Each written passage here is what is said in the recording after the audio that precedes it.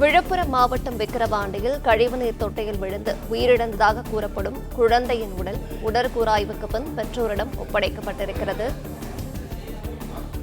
விழுப்புரம் முண்டியம்பாக்கம் அரசு மருத்துவக் கல்லூரி மருத்துவமனையில் லியா உடலுக்கு உடற்கூறாய்வு நடைபெற்றது.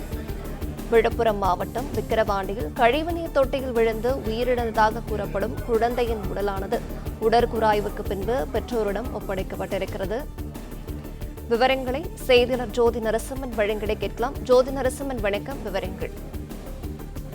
விக்கிரவாண்டியில் பள்ளியில் படிக்கிற மாணவி லியா லட்சுமி நேற்று கழிவுநீர் தொட்டியில் தவறி விழுந்து உயிரிழந்ததான சம்பவம் வழக்கு பதிவு செய்து தொடர்ந்து போலீசார் விசாரணை மேற்கொண்டு வந்தனர். அவரது உடல் முண்டியம்பாக்கம் அரசு மருத்துவக் கல்லூரி மருத்துவமனையில் பிரேத பரிசோதனைக்காக அனுமதிக்கப்பட்டுள்ளது. இன்று காலை கீதாஞ்சலி, ஜெயக்குமார் உள்ளிட்ட மருத்துவ குழுவினர் அந்த குழந்தையின் உடலை பிரேத பரிசோதனை செய்தனர். பிரேத பரிசோதனையின் போது வீடியோ காட்சியில் படமாக்கப்பட வேண்டும் என்ற கோரிக்கை முன்னெடுந்தது. அதைத் தொடர்ந்து அதுவும் செய்யப்பட்டிருந்தது. இந்த நிலையில் பழனிவேல் சிவசங்கரி மகள் லியா லட்சுமி உடல் பிரேத பரிசோதனை செய்யப்பட்டு முண்டியம்பாக்கம் அரசு மருத்துவக் கல்லூரி மருத்துவமனையிலிருந்து உறவினரிடம் ஒப்படைக்கப்பட்டது. தற்போது விக்கிரவாண்டியில் அவருடைய இல்லத்திற்கு அந்த உடல் கொண்டு வரப்பட இருக்கிறது.